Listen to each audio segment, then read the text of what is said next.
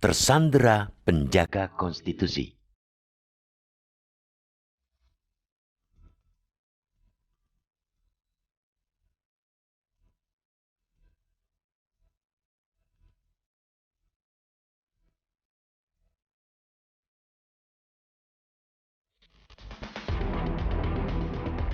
Proses pemilu terus bergulir. Penjaringan bakal calon anggota legislatif atau Bacalek pemilu 2024 sudah mulai pada 1-14 Mei. Sebagian besar partai politik belum selesai menjaring Bacalek terbaiknya. Bahkan, sejumlah parpol menghadapi masalah yang sama, yakni kegamangan Bacalek untuk mendaftar karena menunggu putusan hasil uji materi tentang sistem pemilu oleh Mahkamah Konstitusi. Uji materi terkait sistem pemilu seperti diatur Undang-Undang Nomor 7 Tahun 2017 tentang Pemilihan Umum. Sejumlah pihak menggugat sistem pemilu proporsional terbuka yang sekarang diberlakukan. Menurut penggugat, sistem pemilu tersebut tidak senapas dengan Undang-Undang 1945. Seharusnya, kata penggugat, kewenangan dalam memilih caleg berada di tangan parpol, bukan di tangan caleg yang notabene memiliki jumlah suara terbesar. Penggugat meminta sistem proporsional terbuka diganti proporsional tertutup. Jauh sebelum sejumlah penggugat mengajukan uji materi ke MK terkait sistem pemilu, PDI Perjuangan yang notabene partai terbesar dan sangat dekat dengan kekuasaan mengibarkan bendera untuk melawan sistem proporsional terbuka.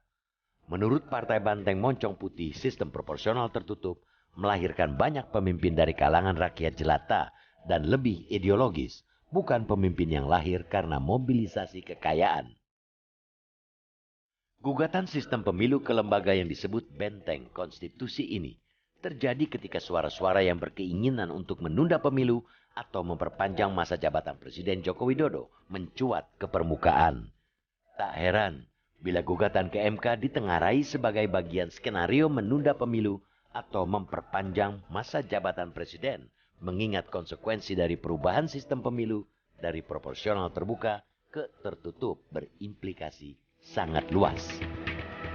Aroma main mata di balik gugatan ke MK menguar Ketua KPU, Hasyim Asyari mengatakan bahwa sistem pemilu 2024 akan kembali ke sistem tertutup. Dengan kehormatan penyelenggara pemilu kemudian menjatuhkan sanksi peringatan kepada Hasyim Asyari. MK sendiri sudah memutuskan sistem proporsional terbuka pada 23 Desember 2008.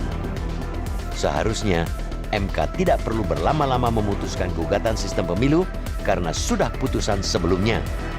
Demi kepastian hukum seyogyanya, putusan MK tidak berbeda dengan putusan sebelumnya. Kita menyesalkan pernyataan Hakim MK Arief Hidayat yang terkesan menggampangkan dalam bidang lanjutan pengujian undang-undang pemilu bahwa pihaknya bisa mengubah sistem pemilu meskipun sudah menjelang atau sangat dekat dengan proses pelaksanaan pemilu itu sendiri.